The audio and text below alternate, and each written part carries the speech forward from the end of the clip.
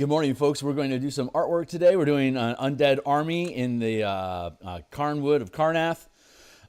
This is for art for the Crystals of Mabar adventure that we're producing for DMsGuild. That'll be publishing when we get it done. So give me a second here to check my signal, make sure we're live and direct, and then we'll get to work here for a couple hours. So looks like we're on stream and the volume is good. So I'm going to drop that down to keep it out of the way. Apparently, if I mute it, I won't notice if I've stopped streaming because of like feed interrupt. If that happens, I'll just fire up a new stream today. Let's see, clickety, clickety, clickety, clickety. Grab my link. I'm going to do some social media posting really quick, and I'll go through my my intro here with you guys real fast. So if you're already familiar with the channel, you can skip ahead a minute. Otherwise, if you're trapped here in space-time with me now or you're curious, my name is Phil Kearney. Hey, I create role-playing games. I illustrate them. I publish them online. And we're creating an adventure for the Eberron campaign setting in the in Dungeons & Dragons 5th edition 2024 rules. It's a you're fighting undead in the Carnwood of Carnath on the continent of Corvair, and yeah, 5 7th level characters or 4 8th level characters. Ironically, the amount of experience points that you need for gaining a level. 5 7th level characters require like within a couple hundred experience points, the same amount of experience that 4 8th level characters do. So if you're calibrating, bop, hold on real quick. I'm gonna get rid of that. Delete, hold on. I mispressed some buttons. Delete. Just fired on down the line. Wasn't even paying attention to what was going on. So delete, delete, delete, delete. Yeah, I've been a DM since 1987. I've been an Eberron enthusiast since 2004. I've been a freelance illustrator since 1999. And I've been producing content on the DMsGuild since 2018 is the first time I had something published. Here on YouTube, you can like, subscribe, bell icon, blah. If you check in the description down here, here's the full playlist of all 393 episodes, making all the maps, the creature tokens, etc. Here's a bunch of books I've made on the DMsGuild. They're all free previews. Check them out. If you want to support the channel, like and subscribe first, purchase something second if you really want to just go all in. So God bless you for helping out.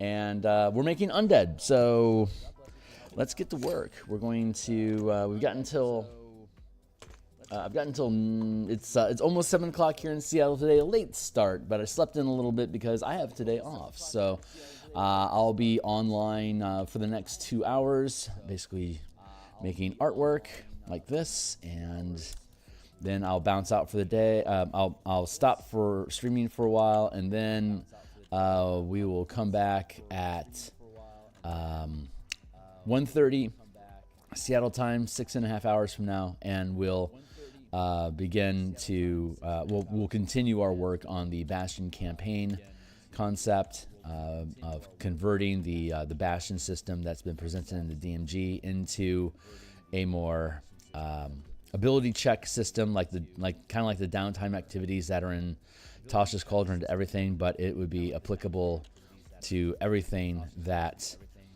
you can do in your Bastion. So we're expanding what you can do in your Bastion, and we're converting them into ability checks. If you fail the ability check, it creates an adventure for your characters to go on. You don't fail the task, you have a complication. And when you resolve the complication, either through your character's adventure, or if you have multiple complications and you can only deal with one at a time, then you could, it'll require more orders and resources from your from your Bastion to resolve resolve the complication internally. So if you have a complication, make sure Bastion less efficient, or it sends your characters on a mission to fix it. Yeah, I can hear myself too much. So let's see if I can drop that volume a little bit more, just to make a more pleasant experience for myself. There, that should be better. Cool.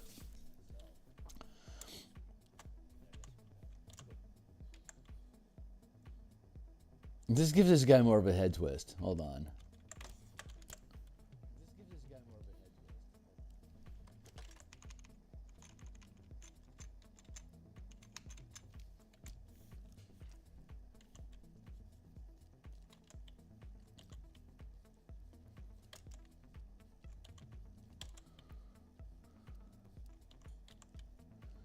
That slump feels good.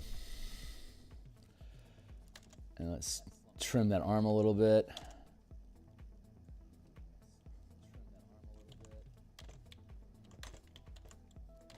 There is a body horror warning at the in the introduction of the adventure. There's also human sacrifice, so you know, if you're squeamish, work around it. None of it actually happens on screen. It's just something, you know, that your characters end up knowing is happening. And the sacrifice is just push them into a pit of tentacles. So I mean, it's not as detailed as these illustrations are. But I just love doing undead art. I love zombie art. I love body mutilation. That the idea terrifies me. I have nightmares of having limbs removed, and it's weird.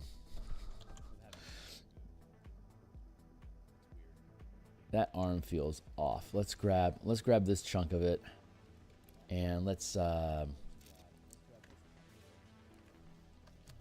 drop it a bit.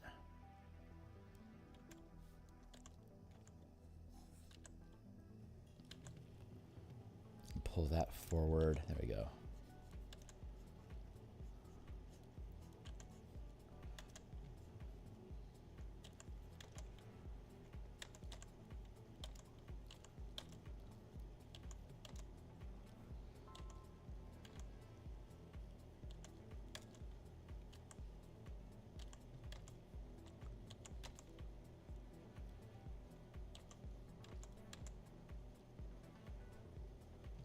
Get a bunch of crystals growing out of it.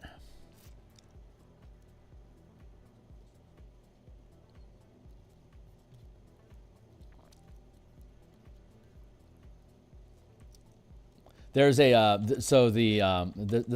there's a manifest zone to the plane of Mabar that's being created in this adventure that ultimately your team is going to shut down to prevent an invasion of Yugoloth from invading the Carnwood.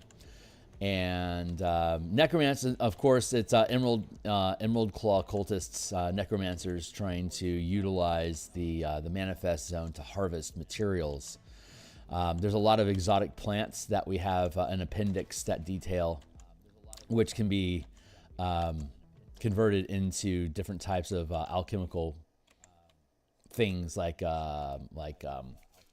dark vision, like you can make an oil out of this type of mushroom. If you wipe it on your eye, it gives you night vision until you, like, for an hour. Dark vision, TM, and like there's a glowing fungus that you can brew into a sickening poison. That's called Lotharia vulpina.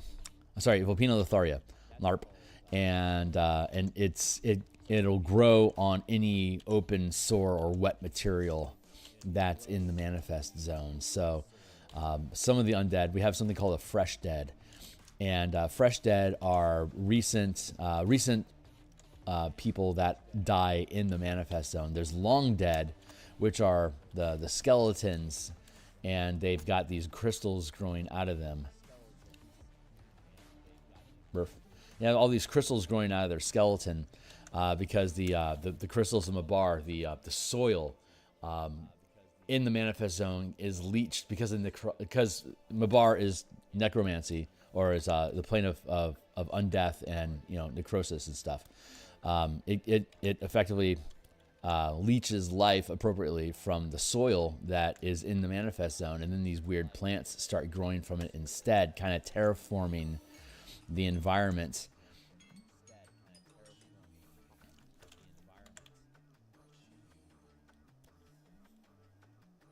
To be more like the plane of Mabar, and so the soil becomes crystals of Mabar. There's Mabaran crystals which can be harvested for darkness and undead spells. So if you take the soil of Mabar, crush it up into a powder and then do some alchemical properties with it, it can be used to as a material component to cast darkness and undead spells. So they've literally got a field of it growing because all of the soil in the manifest zone covers a 5-foot area. A 5-mile area. So there is a lot of territory that is open for the necromancers to harvest this material from, but they need a large enough harvesting operation to be able to conduct it. Like it's like manufacturing. It's like factory level harvesting of unnatural materials. It's a very ambitious project, and of course it's going to fall apart right away. So your characters show up, and there's undead running around. The power of the manifest zone that they are generating is so strong that it literally animates anything dead inside the manifest zone.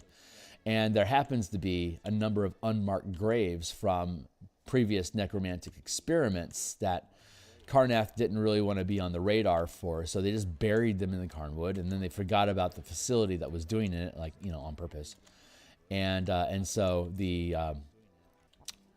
lead necromancer, his name is Solzu.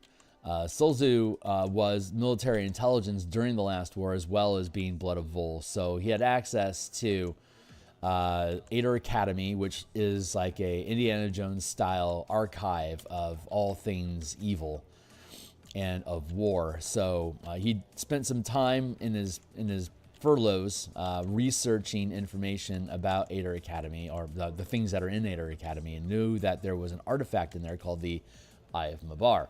And if you know the proper ritual, which he discovered, you can use the eye to generate a manifest zone, which he is currently doing as an effort to convert the soil and environment into Mabar so that he can harvest materials to sell and earn his way onto the Council of 12. So the Council of 12 is like, what? Okay. Go for it, guy. But they, you know, they're just planning on betraying him. But Solzu betrayed them first. He cut off communications with them, shut down the magic circle that was going to be used by the 12 to transport the materials in and out of the facility being converted in the manifest zone.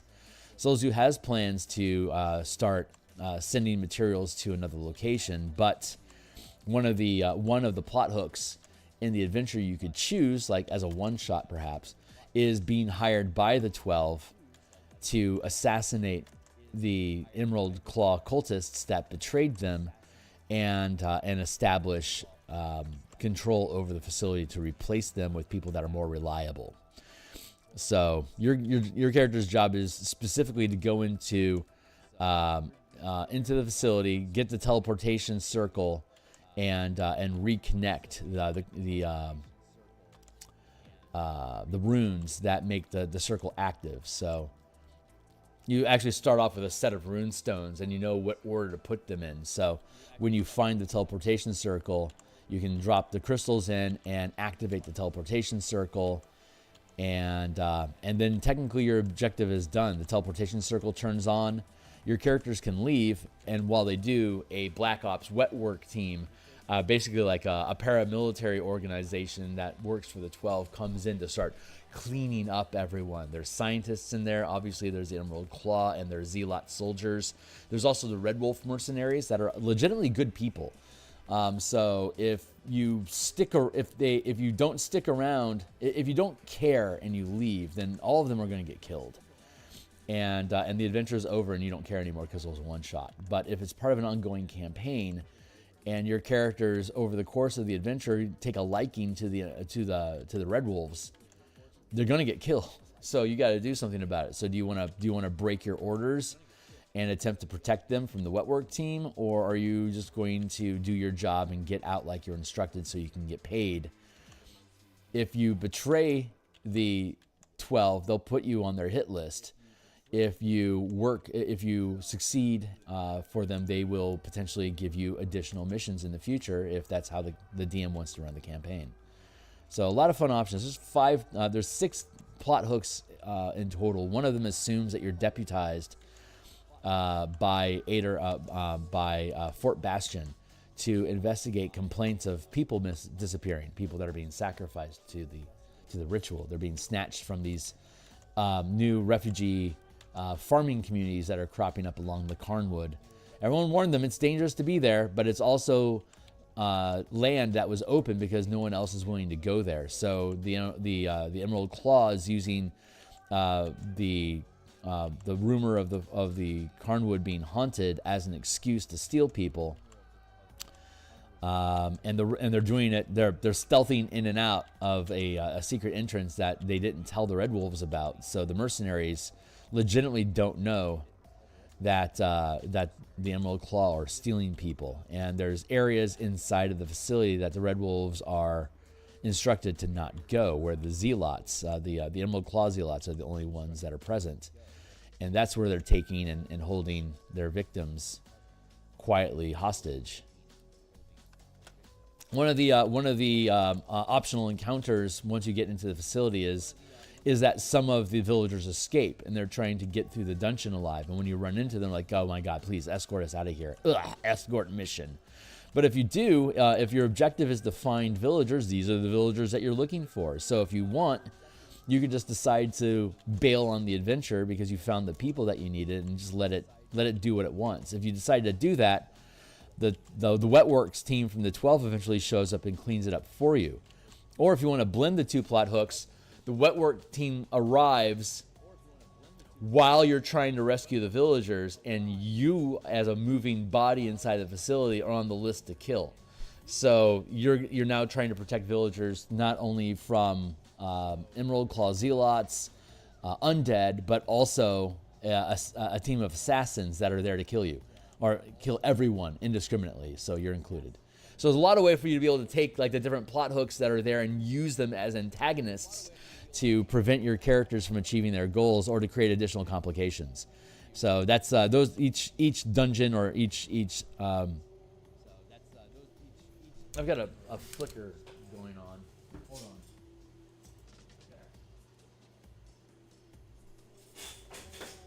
on. That'll stabilize it. So yeah, you can mix and match all the different plot hooks to become alternate antagonists or potential allies if you have similar goals throughout the adventure. So fun stuff. We are adding. So I was talking about Lotharia vulpina, the fungus, right? So Fresh Dead. They have fungus growing inside of their organs, and they the fungus starts to spill out. If you hit, like if you do 10 points of damage to one of the Fresh Dead, they explode. A bunch of vulpina blasts out of them in a 5-foot area around them, and it has a stinking cloud effect. So if you're in that area, you have to make a Constitution saving throw or lose your action that round. Undead are unaffected by it, of course. So they're easy to kill. They're a good minion hit. You know, like if you land a good solid hit, they'll burst. So they're sort of like environmental hazards more. I mean, they're a legitimate threat. They'll damage you if you hit them, if they hit you. But more so, they're mobile hazards that punish your characters for engaging with them in battle. But if you ignore them in battle, they'll eventually kill you. They're just not very, for 7th and 8th level characters, they're not very powerful, but they're hazards, not combat threats.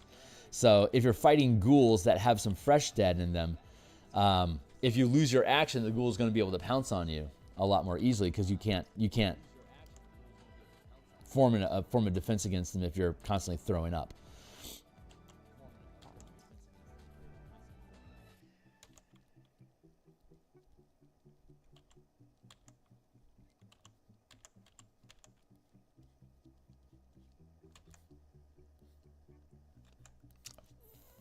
Fungus.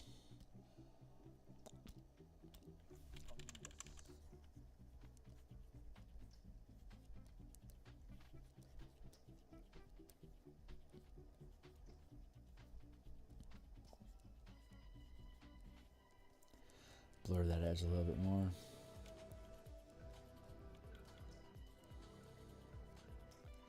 There's a fog that fills the manifest zone that's poisonous. If you don't have, there's a there's moss that grows throughout the plant that all these weird plants grow out of in the soil, and so if you cultivate if you harvest the fungus and then use alchemy to convert it, you can make a melange that you can stuff into a plague mask, and then if you breathe that, it neutralizes the poisonous effects of the manifest zone. If you don't have it, every hour of travel in the zone forces a saving throw that can add a degree of exhaustion to your character. And it'll eventually kill you if you don't have some sort of way to protect yourself. So, and the melange that you take generally burns out after an hour or so. So you've got this, most of the soldiers that are patrolling the area have just backpacks stuffed full of this stuff. It's really cheap and easy to make it. You just got to make it. So they'll stuff it full, and then they'll cram it into a plague mask, and they'll be good to go for another hour. When your characters come in, if you decide to fight them, some of the first pieces of loot that you can get is the melange that will protect your character from getting poisoned further while you're fighting inside the manifest zone.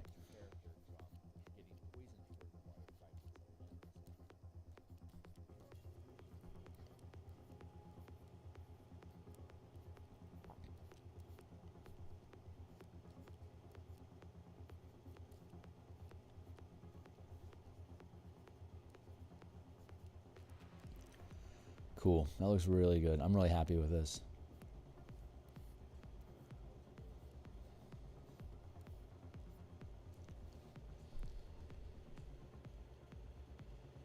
And then we'll just keep filling in people in the background as we go. People. So this is the next guy up on the block. We'll call you. We're gonna call you number 4, buddy. Oh, you're hunching forward. I love it.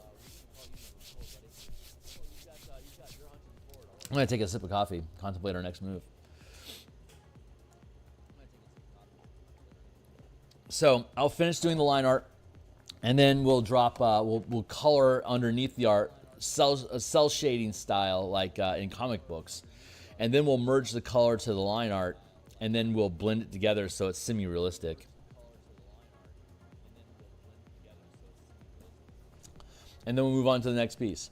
So when we finish this, this is part of the full page. Here's all the different artifacts that we have. The Eye of Mabar that connects to Mabar the Endless Night, but here's all of the other artifacts that can be used with a ritual to connect to their plane of origin to generate, like the crown of Zoriat. If you put the crown on and perform the ritual, you can generate a manifest zone around you of madness.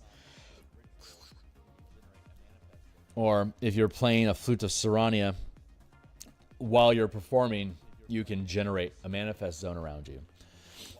And here's your Crown of Madness. Here's the Flute of Sarania. So the banner of Shavareth, the battleground. So we'll put a symbol to Shavareth on that there. Yeah, artifacts, fun stuff. So we'll get over to that one eventually. I just want to play with Undead for a while. I like Undead. They're fun. I'll drop that down.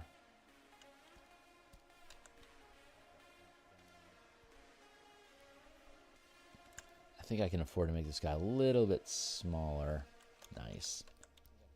Position that there. Yeah, this is gonna end up looking good.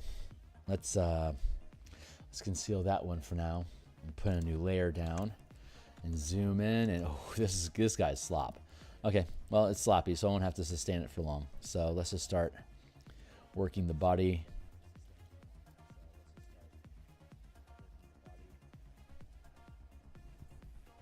Holy Hannah, we're making good time today, guys. So I've got about 40 some odd pages left in, it's 104 pages total. Holy Hannah, it's a big adventure. It's got a ton of tools in it, and if you pick it up and download it, it's got a number of what's the word I'm looking for? Art assets, token assets for either print or download. But all the forest maps that we have are modular. We have some blank forest floor maps, like mats, and a bunch of tree tokens with like tree trunk and branch tokens with foliage on top of it. There's like clusters of rocks, thickets, fallen logs. It's basically a map asset packet that you can build forests with, and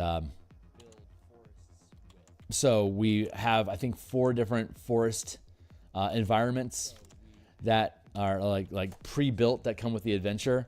But if you pick this thing up, then you basically get an asset pack for you to just tile forests as you please to be, you know, environments for characters to fight in on your own.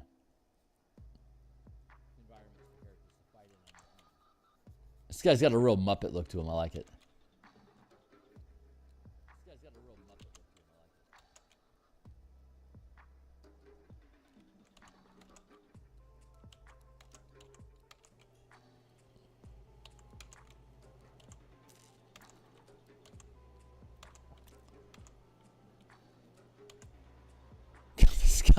This is such a derpy face. I love it.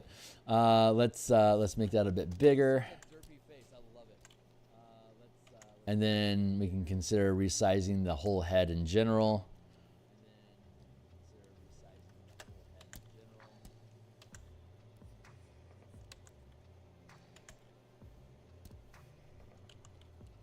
Just like with the Spelljammer combat and exploration document that we built, we have in there like how to make a wild space system, how to map it, how to organize it, how to rotate orbits inside of a live campaign, either on your tabletop or in a virtual tabletop or in a VTT. And then I provide you all the assets in the folder in the download to use the assets that we were using inside. Like the book illustrations is using all the assets that you get when you purchase it. So it's added value, I guess is what you can say. It's a perk. It's a pretty big perk.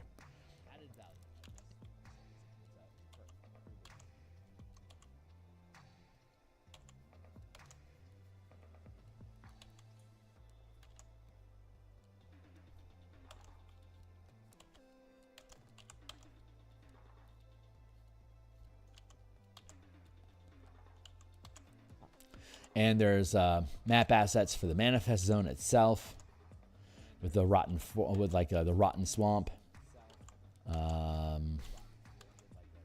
Yeah, two build kits. Plus, there's 4 standalone dungeon maps. There's a village map, both with and without violence. There's a farm map. Oh yeah, there's also a corn maze map where you can tile corn mazes if you want to have characters running around fighting undead in the corn of the farming village where things kick off. You can like for if successful this Halloween, I'll be able to offer both. There's a graveyard map that we have, so we can do a one-shot scavenger hunt inside the graveyard, fighting undead, or Scooby-Doo style, avoiding the undead while looking for the assets. And then there's the corn maze, so you can send the characters into the corn maze to fight undead. And there's like there's little pit stops, like little clearings inside of the corn maze that you can have like boss fights set up, like ogre boss fight or whatever. You can either crash through the corn and attract the attention of the undead, or you can stealth through the corn and try to not get discovered by undead or catch them off guard. And so there's like thickets there's like blinds of corn stalks that are dense that can hide undead that can jump out at you. That's the third build a map asset set. Hey, Timely Timer, thank you. Fun stuff. I love building toolkits like that.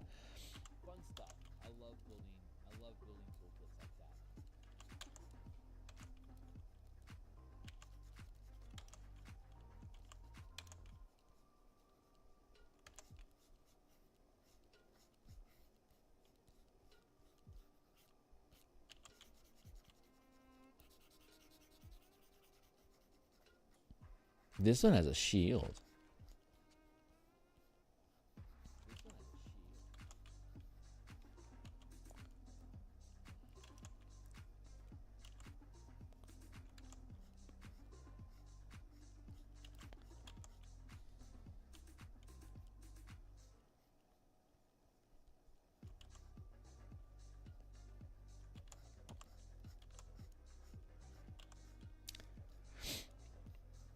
There we go.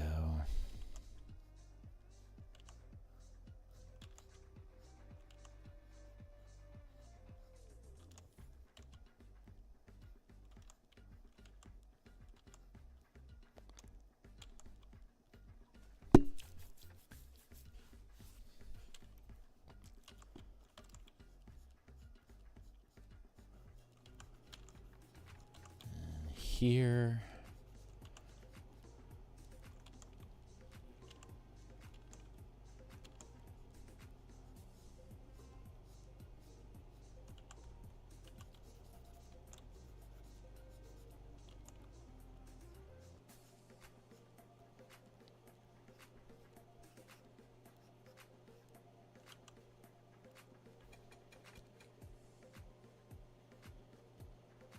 Fits in pretty nicely. Let's see. I want to grab this, and I think I want to pull it down just a tig further. It's this leg that I don't like. I can erase that for now. Let's drop this hand in.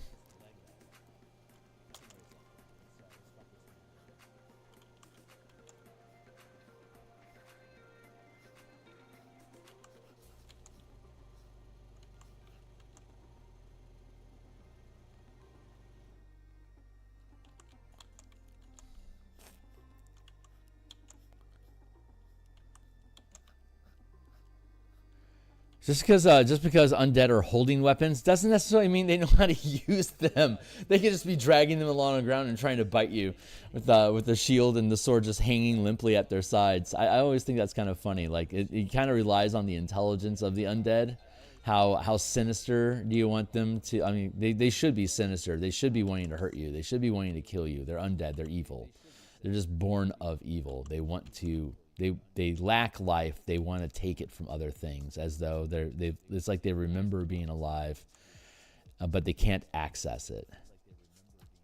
So that's kind of the idea.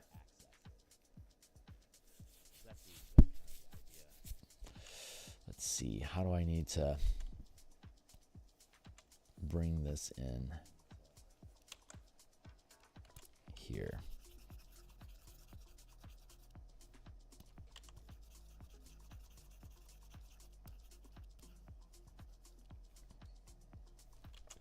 There we go.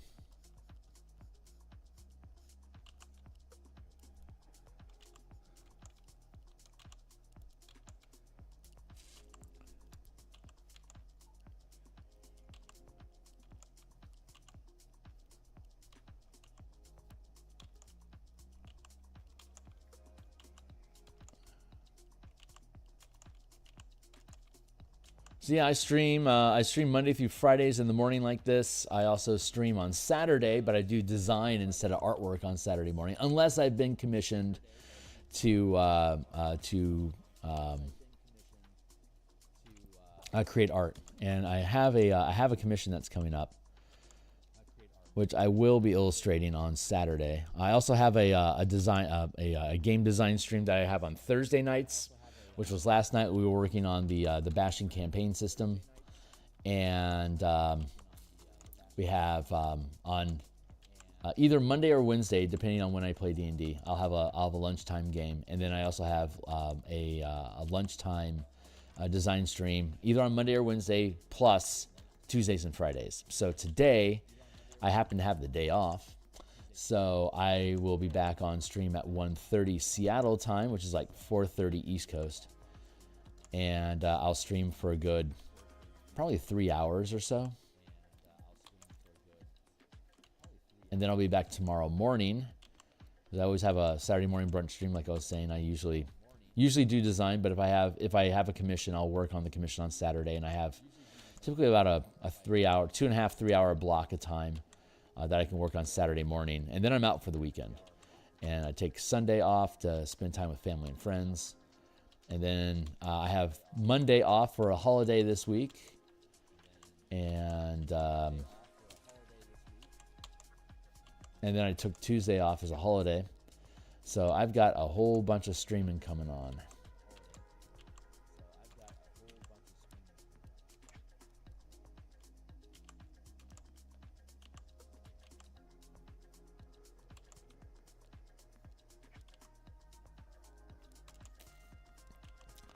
This Saturday, tomorrow morning, we're going to continue work on the martial power system. We have a number of alternate options and spell-like effects that different martial characters like barbarians, rangers, fighters, rogues, monks can prepare like spellcasters. And we have options built out for all 90 some odd subclasses that exist in the different WotC books. We have them translated into the power magic system, and so we're gonna continue to curate that list and resolve anything that crops up. Like if I let it go, like if I let it rest for a couple weeks or so and then come back to it, I can see it with fresh eyes to see, you know, does these things make sense. Plus we're running a play test, and like we're noticing we have someone who's playing a ranger hunter, and so we're starting to look at the mechanical language involved with that, and we're seeing some flaws, so we're fixing those, which is the great value of play testing. If you're building stuff, you really need to be play testing what you're building. Otherwise you're going to have shit's going to happen and you don't know why, or something's going to break and you won't be aware of it. You got to invest the time. It takes forever to do it, and honestly, indie work on DMsGuild is rarely worth the time that it takes to properly playtest stuff that you publish there. But I absolutely love making content for D&D, so I know I'm being taken advantage of as a producer. But it's a calculated expense because I love working. I love Spelljammer. I love Planescape. I love Eberron. I love Ravnica. I love Strixhaven. Where else would I could put these things on Patreon, and I do. Starting to develop our Patreon channel a bit more, but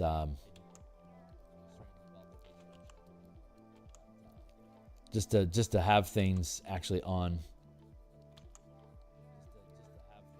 DMsGuild is such a thrill for me because it's been my fantasy since I was, like I said, I've been DMing since 1987. By 1989, I'm like, oh man, I want to do this stuff.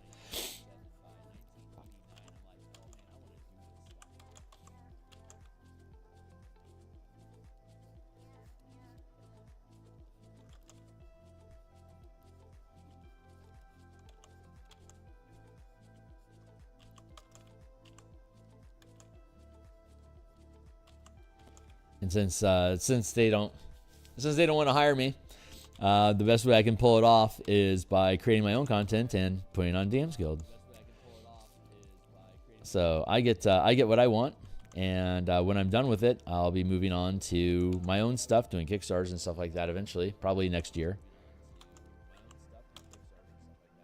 The trademark for Guild Delvers came through. So that'll be the official name of the RPG that I released through Kickstarter, Guild Delvers. I'm in the process of building a website for it. It's going to be a very simple website, but I have to demonstrate usage for me to retain the trademark, and I've got a 6-month window of time. So expect to see in the next couple months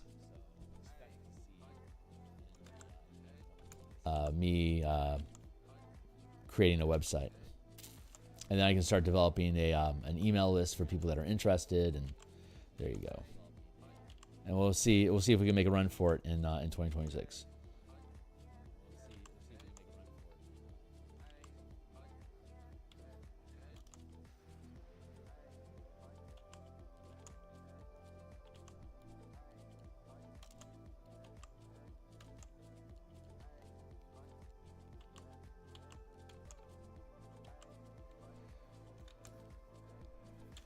Head's a little big. Just take that whole block and just drop it down a smidge.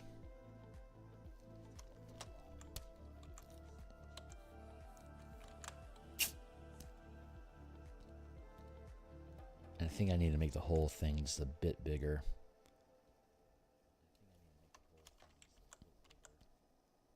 There.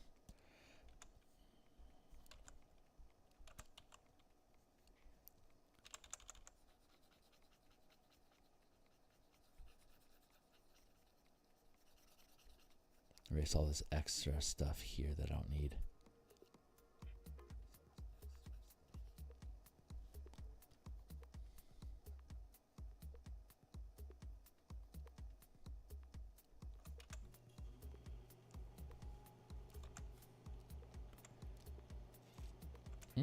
That feels a little broken. I think I need to...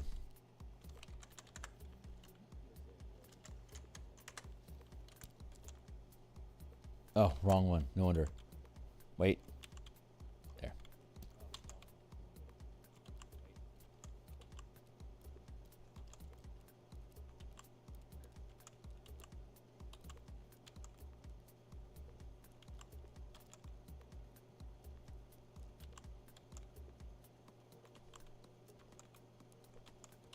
There we go.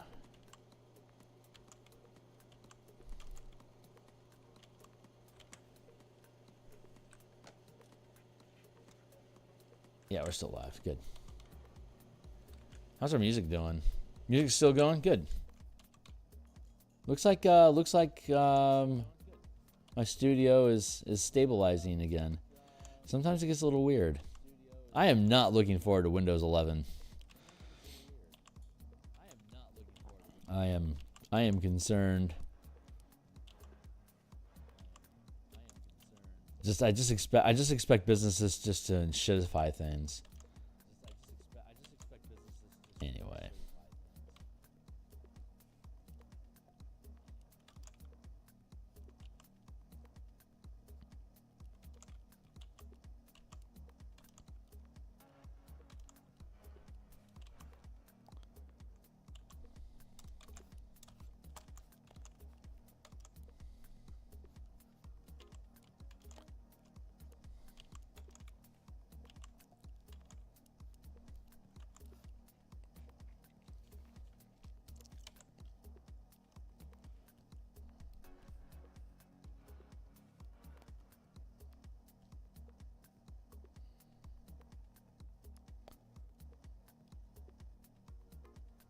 Yeah, that feels right.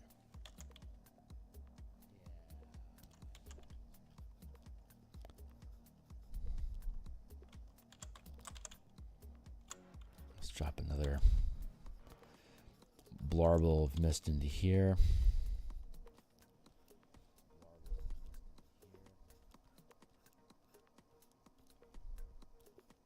Nice. Nice, nice, nice. So the line curves around like this. You can see how that's going. I feel like I want this guy to be a smidge bigger.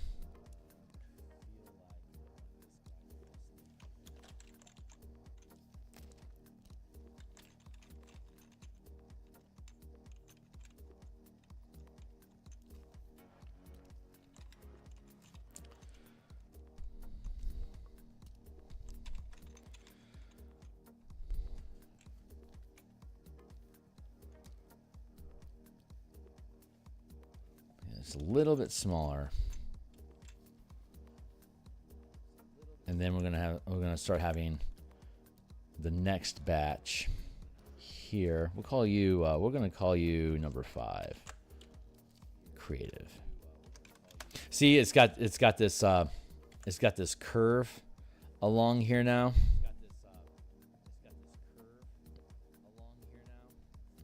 Like that's what I want, that curvature, like it's curling around, making a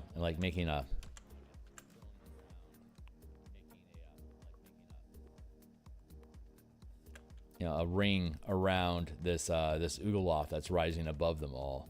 So that's the idea, is that it's like controlling this zone of monsters around it. That's using the flotilla, the flotilla mechanics I have for the mass combat system that we've developed for 5e already.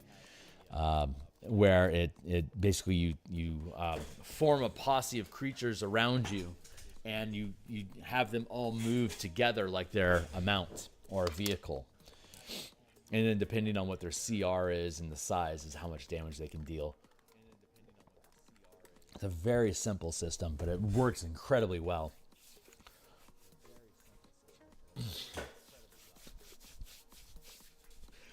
Maybe we'll do I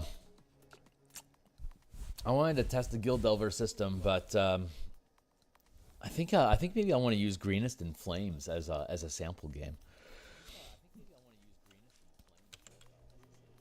It's I keep hitting my control panel on my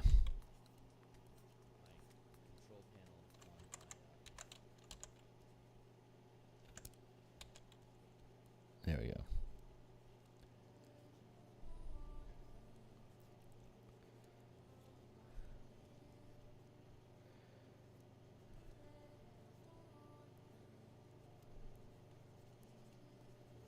Let's melt that in.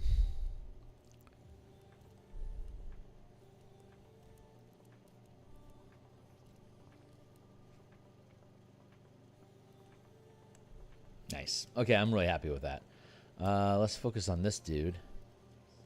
So we're going to melt that one away. Or maybe we'll just drop him. Nah, let's leave him whole.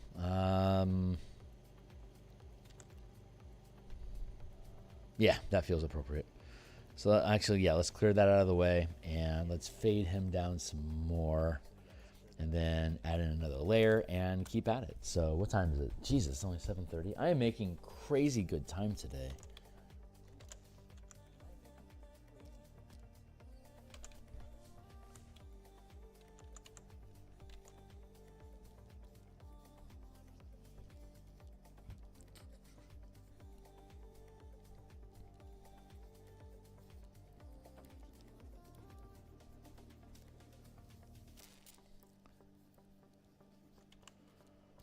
Making undead. Neat, neat, neat.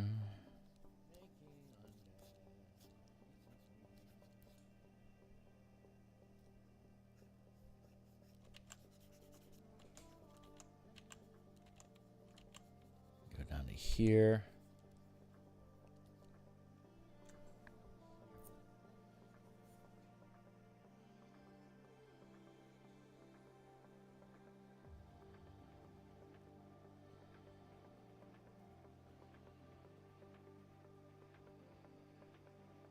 Chair.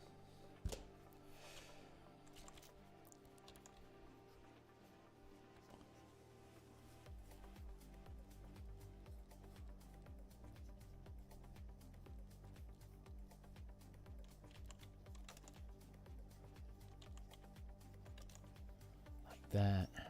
Just gonna scratch it in and then we'll start working on the details.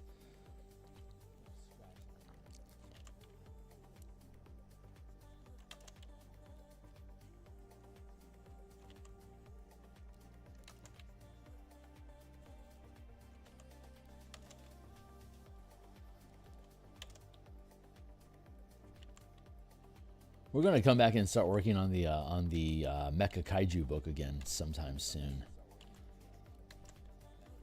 And I want to use Bigby's Glory of the Giants, the giant encounters that are detailed in that supplement as our test ground for the Mecha system.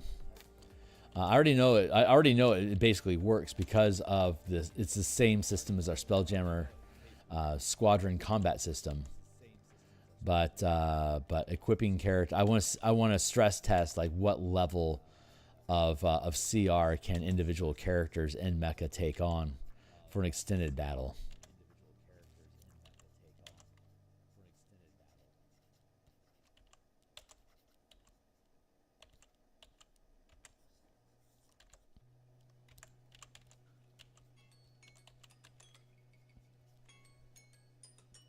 I also kind of want to run Storm King's Thunder as a mecha campaign, where the cloud castle is your bastion slash garage where your mecha are kept, and as you move to new areas that are threatened by dragons, you basically sky drop, like you Titanfall from the Cloud City to fight the dragons.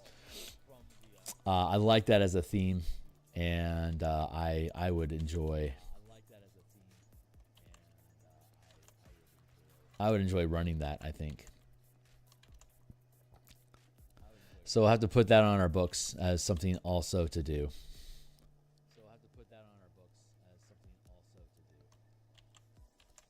Because if your characters are already running around in a like a 200-foot Megazord, then you don't have to worry about upscaling your characters to fight the big bad evil boss at the end of the spoiler campaign.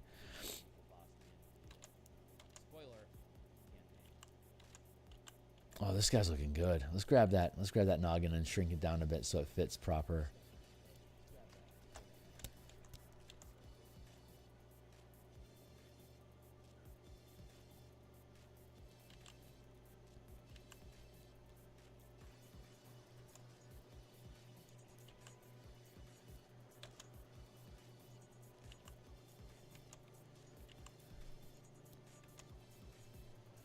Making progress here.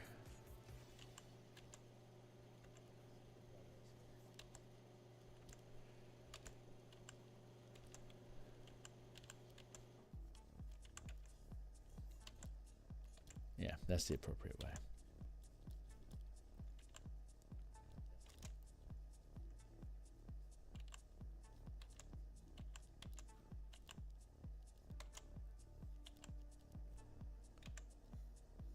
Let's grab that limb and shrink it down to size. Your limb is too big. Your limb is too big. Oh, hey, what's up, Francois?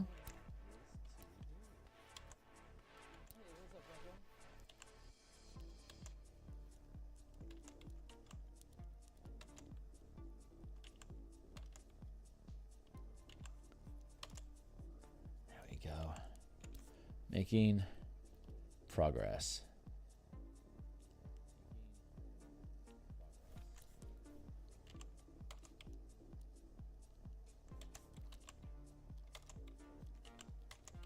What's up? Floppy rotten. Okay. Change approved. Bah. Love it. We'll figure that out. I think you're right, though. I think you're absolutely right. That makes sense.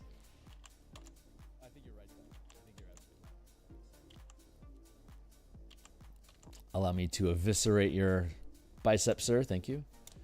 Let's see. Where do I want to start doing cleanup? I'm pretty happy with where that's at. The initial sketches, really, really rough.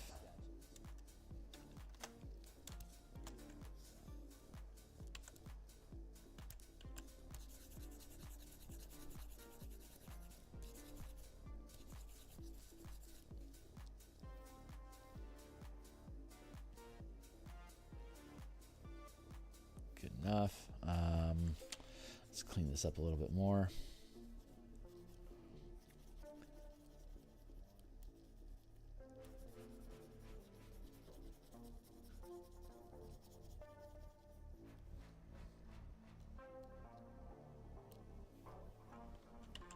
There we go.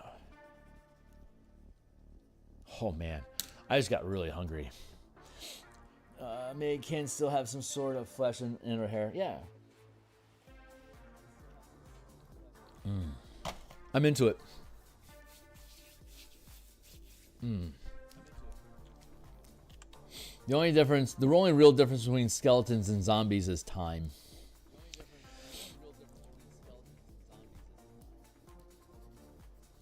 In my opinion. I mean, CR be damned. Okay, that's sitting pretty good. So we're gonna keep that at a really low opacity. I'm gonna fade that a bit. Actually,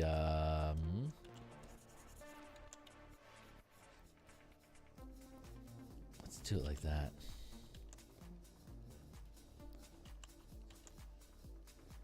Give it that kicked leg.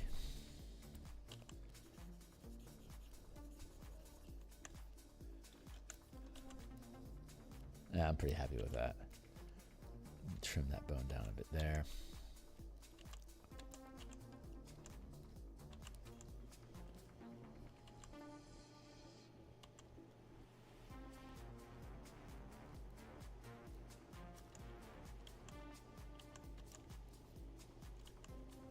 Okay, now we can start getting serious about the anatomy. Let's add another layer in on top of it. But the zombies turn into animated skeletons with time, or is it the zombie brain? That's good question.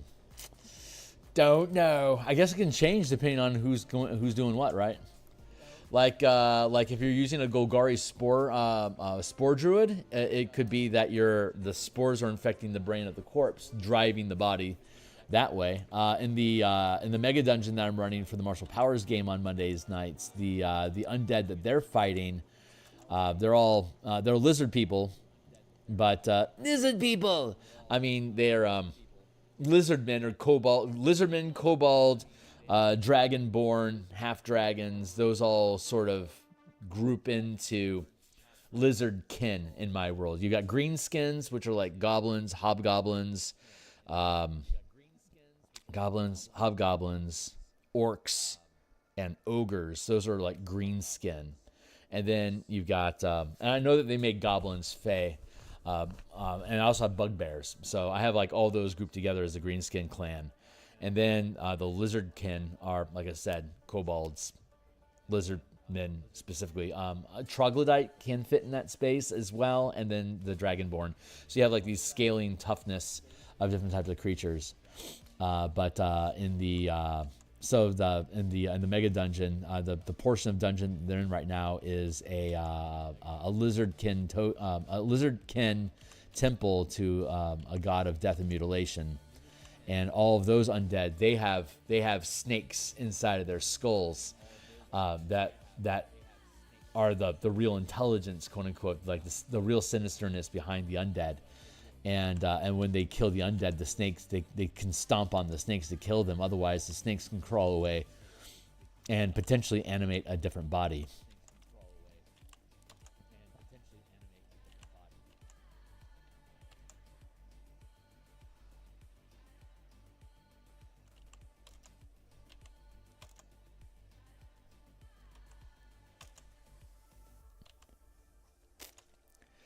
And as they push their way through the temple, they're finding, obviously they're finding larger and larger threats as they delve deeper and deeper, and they're about to push down into the next level, and it's going to. I'm looking forward to it. I'm really, really looking forward to this Monday session.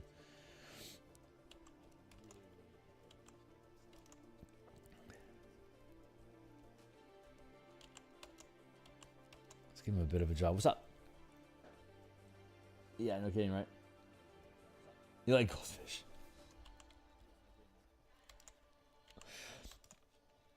If you're referring, are you talking about troglodyte? I always kind of think of like Kuatoa as evil goldfish. One of the campaigns I ran, there was a race of the Theurgy beta fish that were intelligent, that would possess people.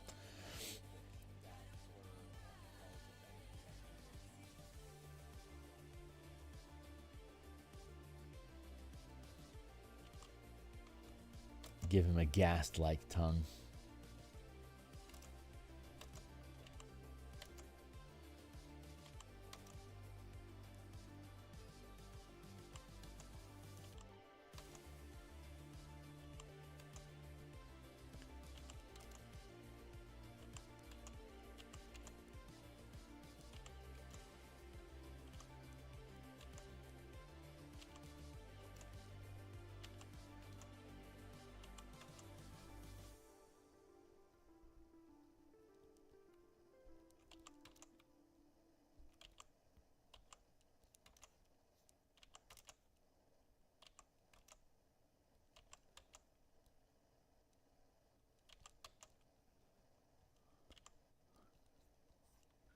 There we go. Nah, I don't think I want to have that. That just feels better.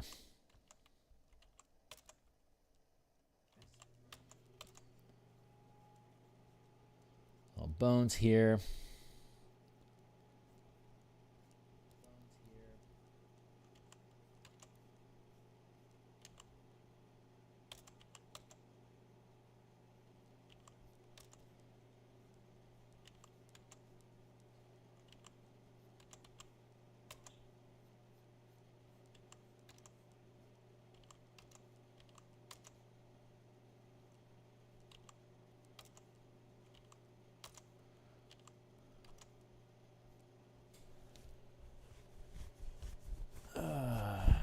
Let's see.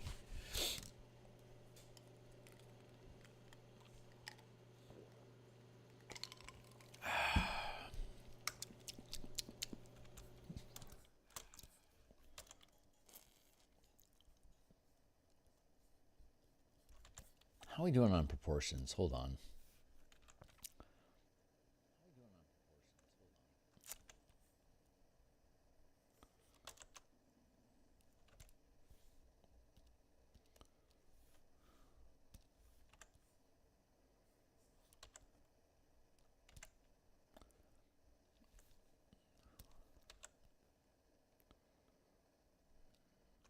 I want to have that. I want to have that curve going here. That's important to me. Which means I want to dip him down a smidge.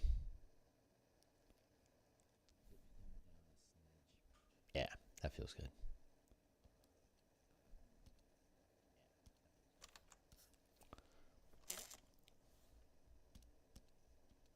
Where'd my music go?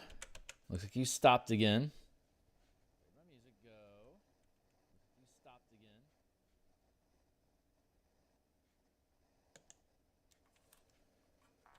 There we go. Not 100% consistent yet.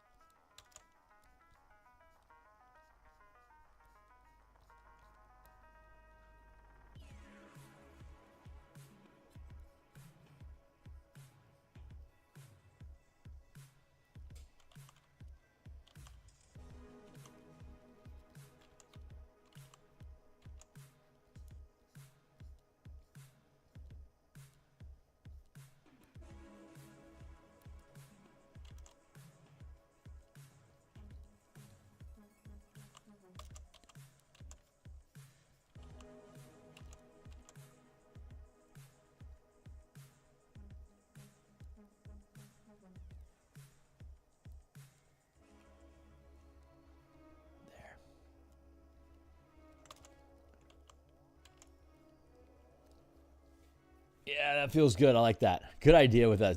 Good idea with the tongue first of all. Thanks a lot, man.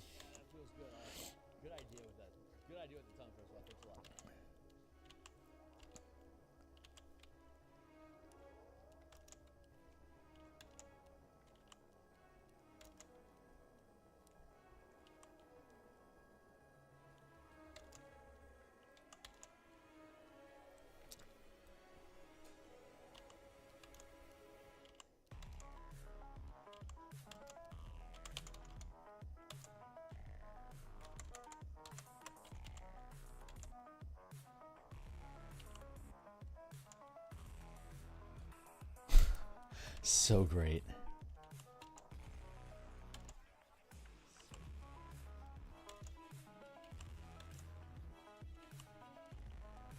Scapula.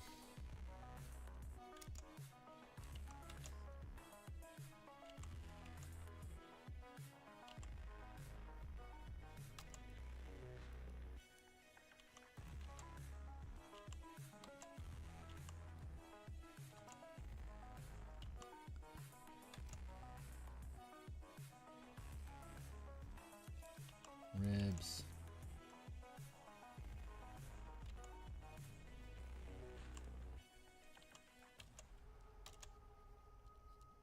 There you go. Backbone. Like that.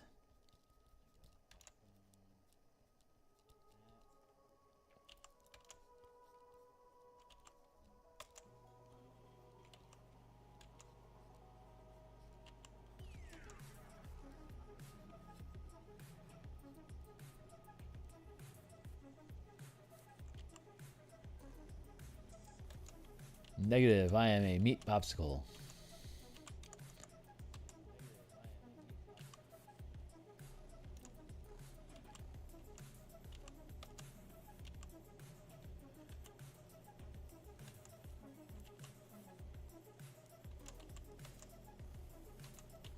A fifth element.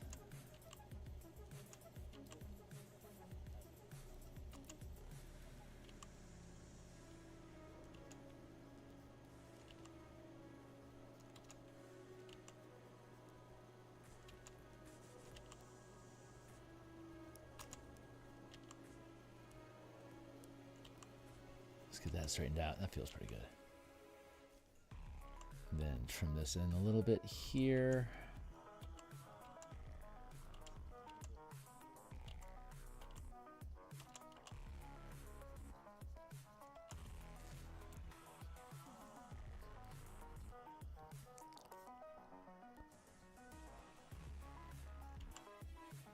Have his intros kind of splaying out.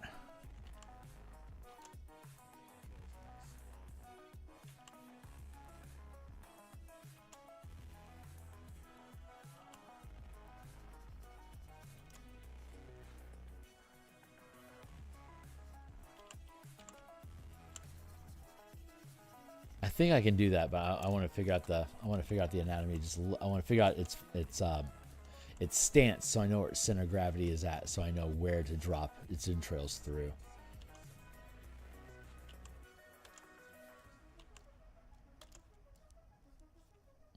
I don't think they should be I don't think they should be blowing in the breeze. They should just be hanging, dripping out of his body. It's probably a more appropriate term. So let's tighten up this grip here.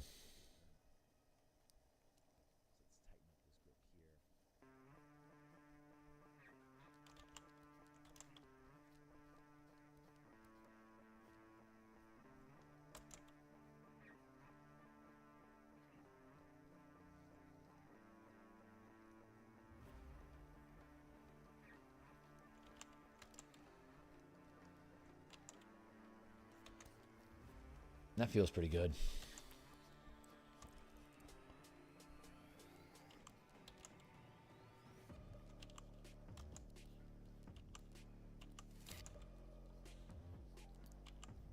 Splay that out. That feels good. Get that hip bone going. That feels good.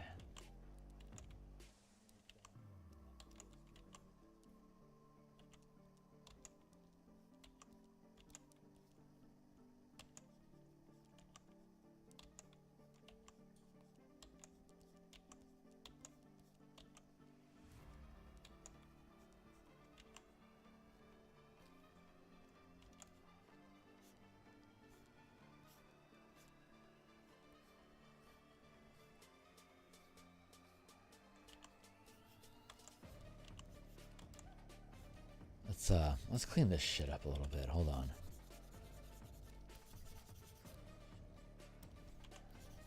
I like that angle though. I want to keep that.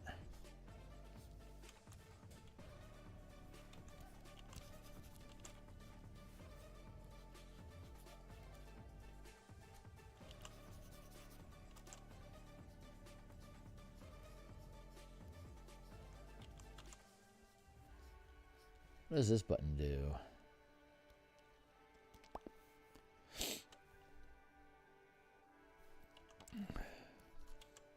It takes away a lot of the responsibilities and need to figure out what I'm actually doing. Baka, baka, baka. 1, 2, 3, 4, 5, 6, 7, down to around here.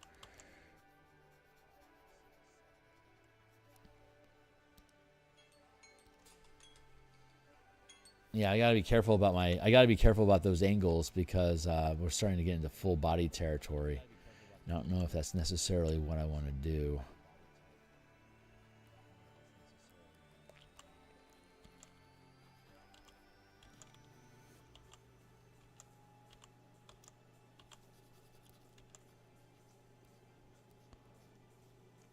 That feels better.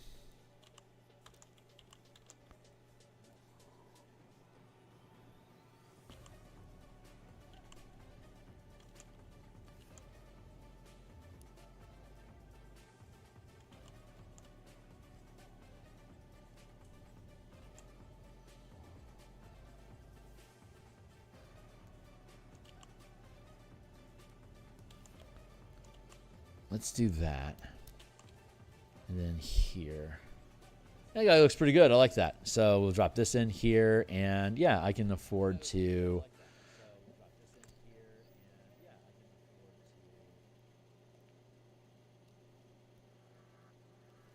angle number 5 a bit like that, and then we drop our fog back in, and yeah, that resolves that. I'm okay with him. He's looking pretty good.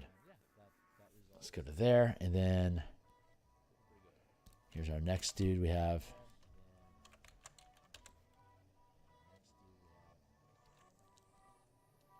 And then it starts to get really, really vague as we curl around. But I like this curved line. That's looking really good.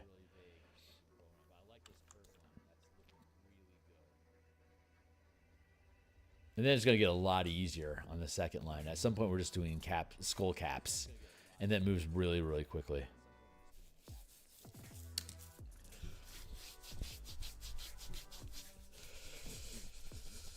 At this rate, we're going to be coloring on Tuesday. That's pretty good clip. I'm pleased. I am pleased with that speed.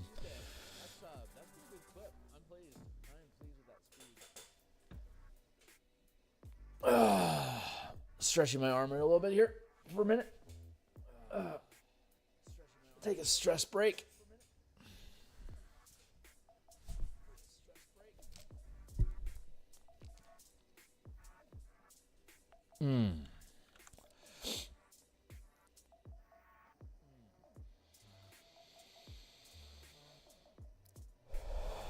Very satisfying. We're going to need to figure out the once we figure the page layout. Once all the pages in the page layout are resolved, then we're going to come back and we're going to settle the border, and then once we have this border settled, we'll have we'll be able to pull in the background texture on the page a little bit better, and then once we have that in place, we'll know how we can. We'll have a better idea about like how to blend the edges of the vignette illustrations into the environment a little bit better. I'm kind of word salading there for a minute, but I'm thinking about plans within plans within plans. You know, like next steps, a whole bunch of next steps. It's always a series of next steps. Let's get rid of those. Yeah, I'll conceal this for now. And this guy, I like this one. He can, let's see. We're going to call this one number 6.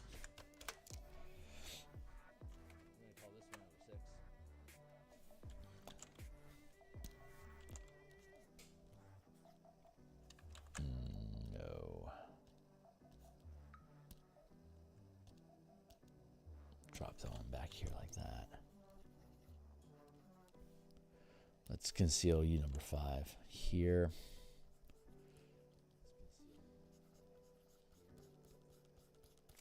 Torso, arm out here.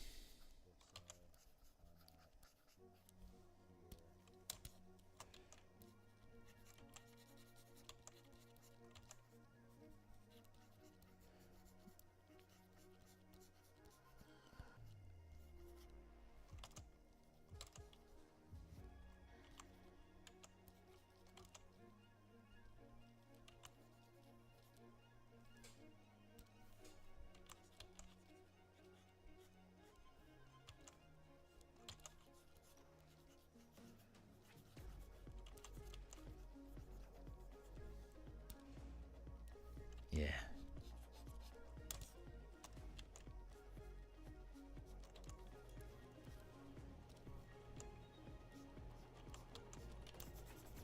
Hold on.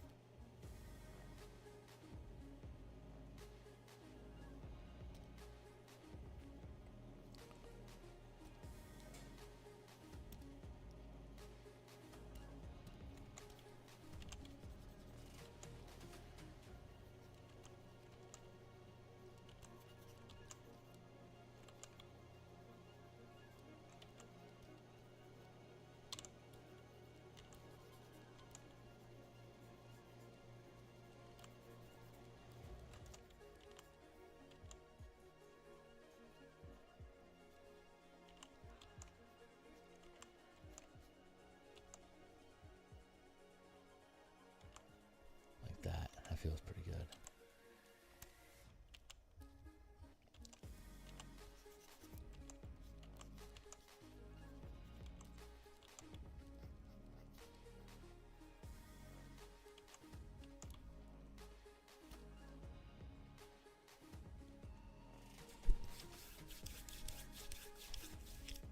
It feels a little off. What am I going to do about you?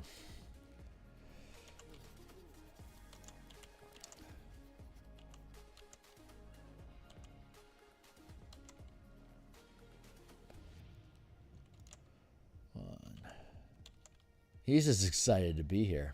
You can see it. He's just happy. He's happy to be on the front line. He wanted to have some flesh.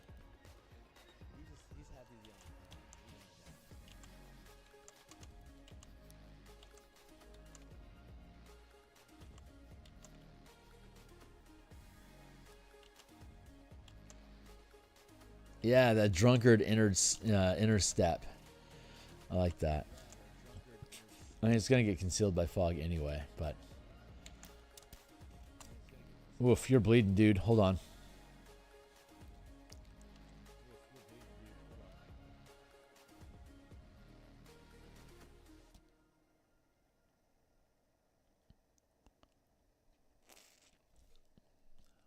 Let's drop in everything else, and...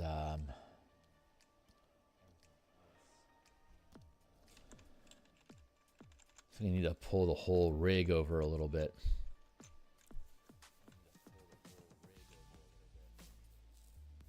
Yeah, that feels pretty good.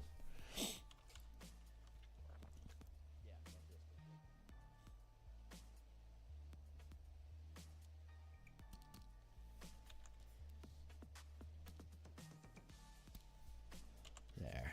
Oh, what's up? What army of undead is complete without a drummer?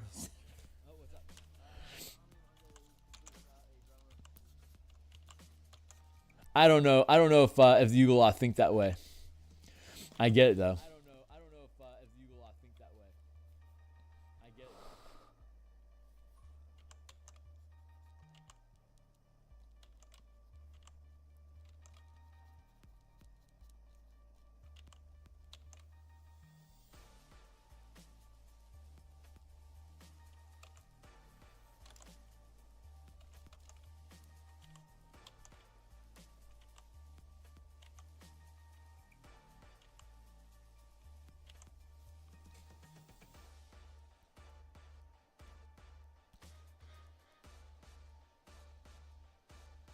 Feels about right.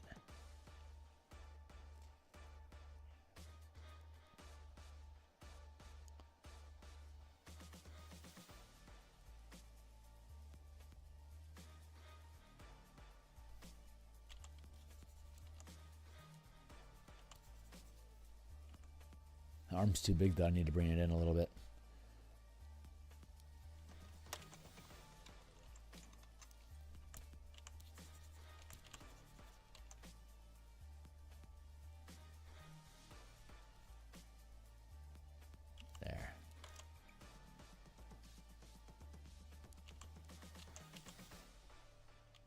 Starting to look pretty good.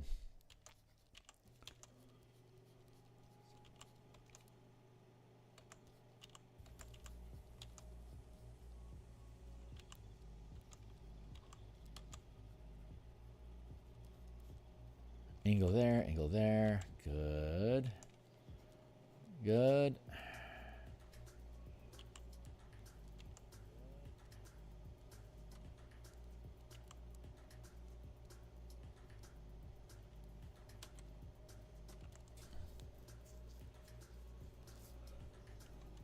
One, 2, 3, 4, 5, 6. Yeah, okay, that's good.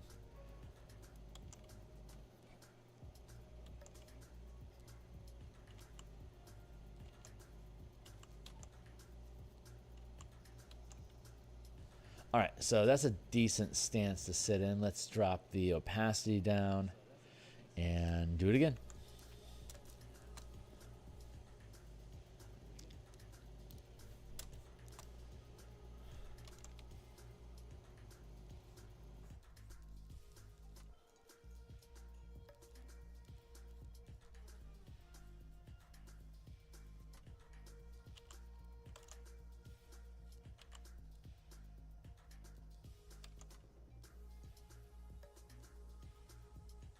We're coming along here, man. We might actually start coloring on Monday.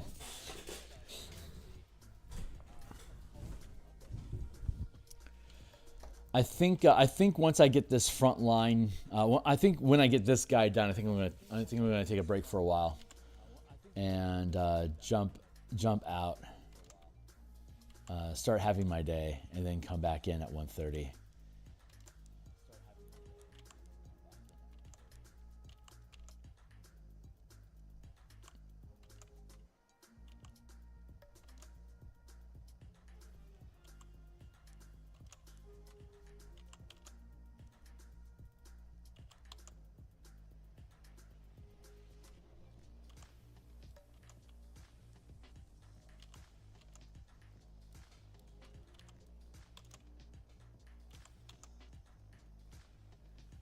I really gotta be in a really good flow to be able to sustain myself more than 2 hours a day. At this point, I think that's probably just self-care health. Just making sure that I'm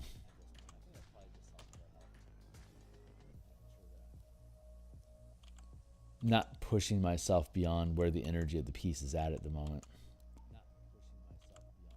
Like powering through something isn't my style at all. It's when the muse is content, she goes quiet, and when she goes quiet, I tend to stop working. So we'll get this done, and then we'll call it. We'll call it for a bit. We'll come back at 1:30 and continue working on the facilities for the Bastion campaign. I think we'll end up getting done with like the basics for all the facilities today. And if there's still energy, we'll be able to continue in pushing into the facility boons.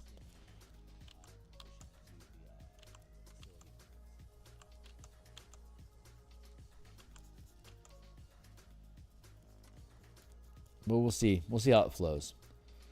And then we'll have tomorrow morning. Tomorrow we're going to work on martial powers some more. And then Monday when we come back, we'll continue work on this in the back line and the Yugoloth on Commander. And then we'll be back at lunchtime on Monday to continue where we're at with Bastions. And then Monday night is martial power playtest on my Discord server. And hold on real quick.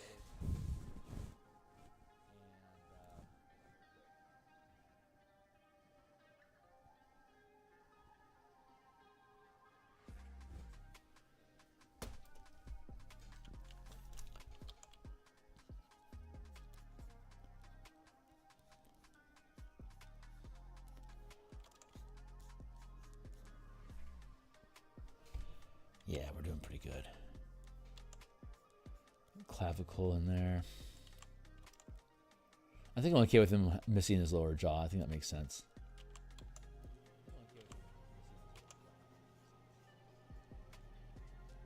There. I think I can tighten up this. I think I can tighten up this one. This is a little sketchy. I can tell I'm getting fatigued because my stuff is getting sketchy.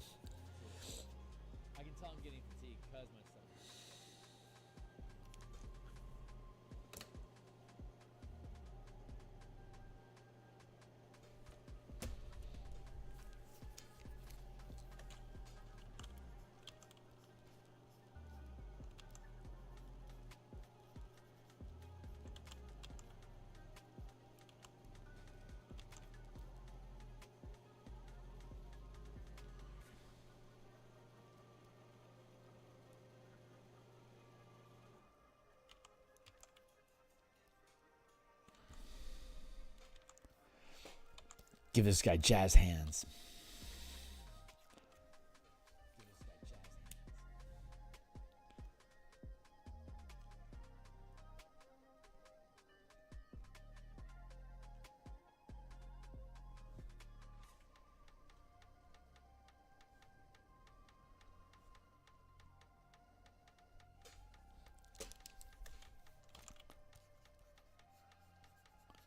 Angle that, chunk it out, add in the little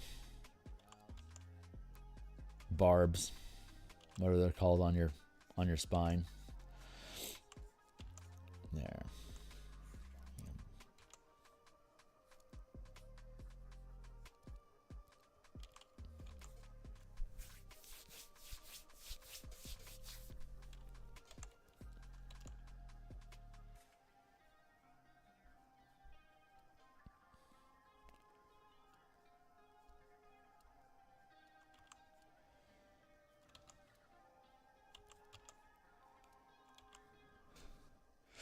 Let's take this and drop it down a little bit more.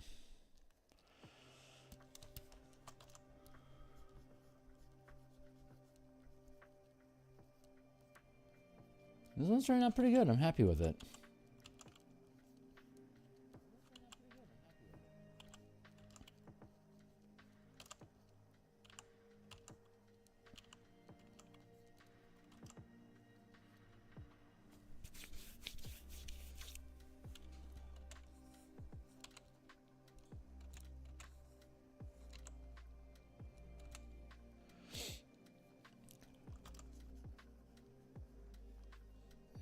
Hip, build that out here.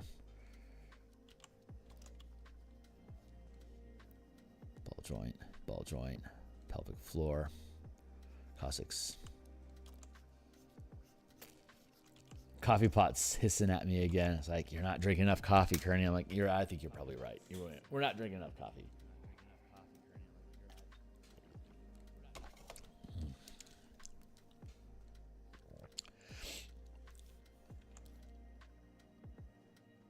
He's like, pat him on. He's like, come on, guy, let's go. I might actually lean into that idea. Hold on, let's build this out. Let's build this guy out and make sure his stance is correct, and then I think we'll have him leaning on his ally for assistance or helping egg his ally on. We'll see how it sits. It's so funny.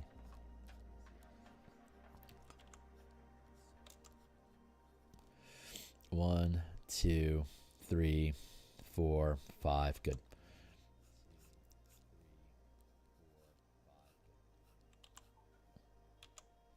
You got one head, so you've got.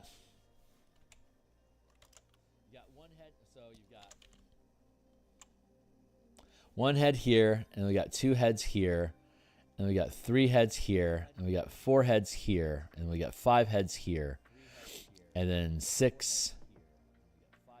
And 7 and 8. That's going to give you a pretty good line. Like that's joint 5. And you got your thigh 6, 7. Sorry, 1, 2, 3, 4, 5, 6, 7, 8. So that's generally how you can pace out the form on a body.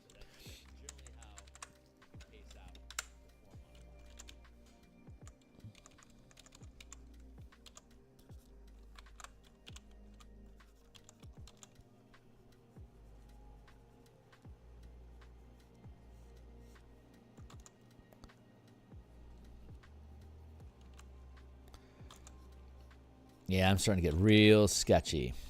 I hear you, timer.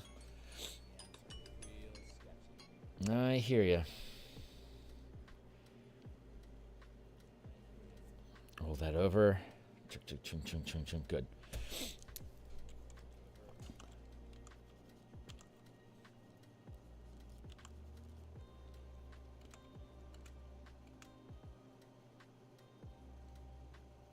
I actually want to make this a bit higher up.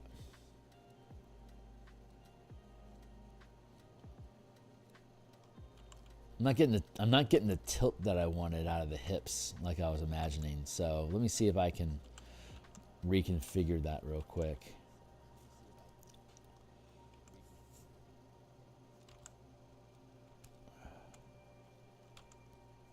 That's a little better.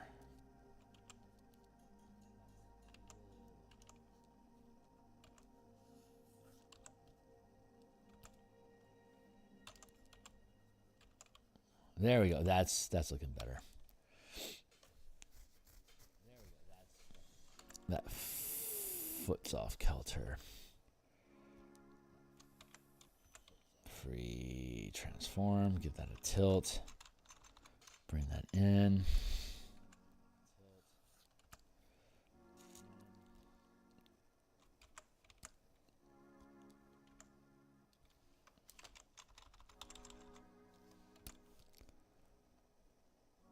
Yeah. That's much better.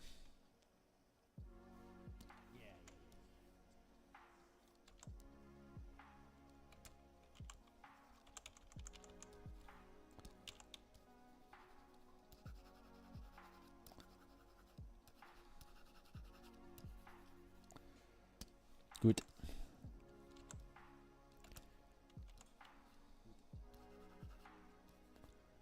Good.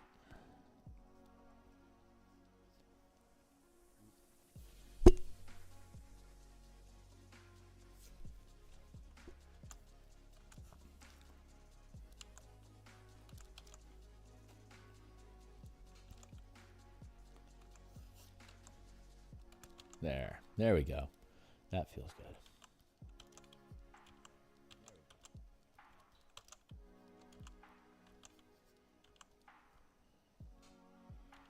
Still looking pretty sketch.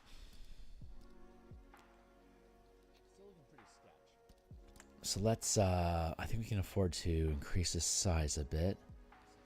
Bring him in a little closer here.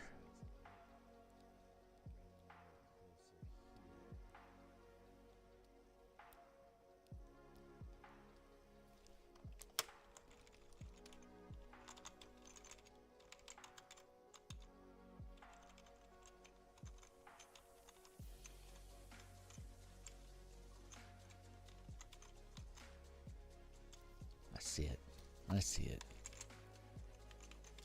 I see you.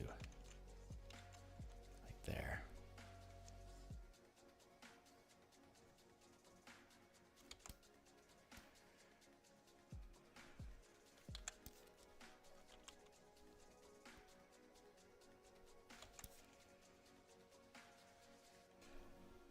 Let's take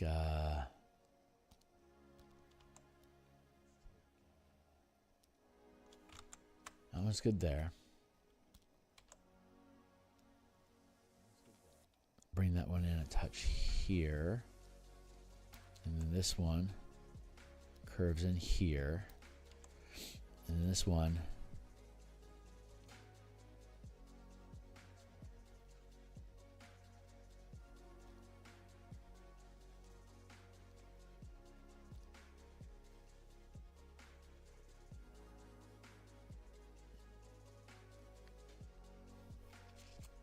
how are we looking here?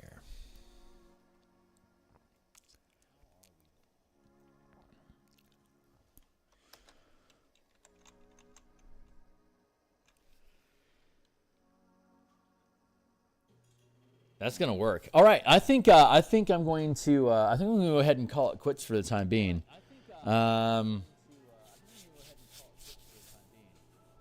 When we come back, yeah, we'll come back on Monday and we'll finish in the we'll flesh out all the background guys and build out the Ugoloth above.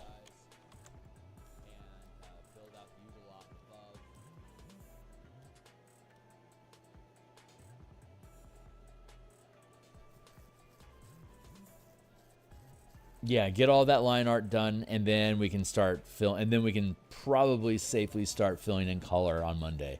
So yeah, I think if I can get some good sleep on Monday, I should be able to log in and be active by 6:30, and then we'll go till 9 o'clock on Monday since I have the day off. It's a holiday for me, so we'll try to get a good 2.5 hours in. Yeah, I need to take a nap. I'm tired. I am tired. By God, I'm tired. So I've been getting really crap sleep lately. I'm trying to change my sleep cycle, and I'm just having difficulties with it. So I want to make sure that I am putting myself together well.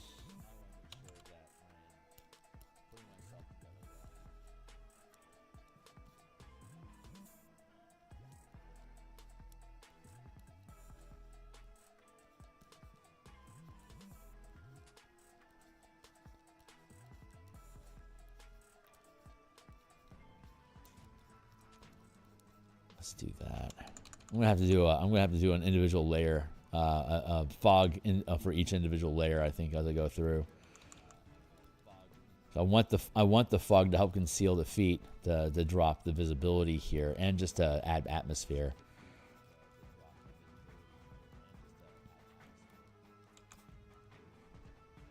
But yeah, these guys are coming along pretty nicely. Yeah, right on, Francois. Good thing hanging out, guy. Anyone else that's out there in the universe, I will be back in 5 hours. Yeah, 5 hours from now. We'll be back online. And we'll continue working on the Bastion system. We'll probably put a good 2 or 3 hours into that. See what my endurance will allow me to do. I'm going to continue working on page layouts this morning while I'm off screen. Grab some lunch, come back, and then be ready to dive into Bastions. So first of all, man, thanks a lot for hanging out, my guy. Anyone else out there in the future, like, subscribe, bell icons, notifications, yadas. Looking forward to seeing you. Cheers. Save button. There we go. Later, guys.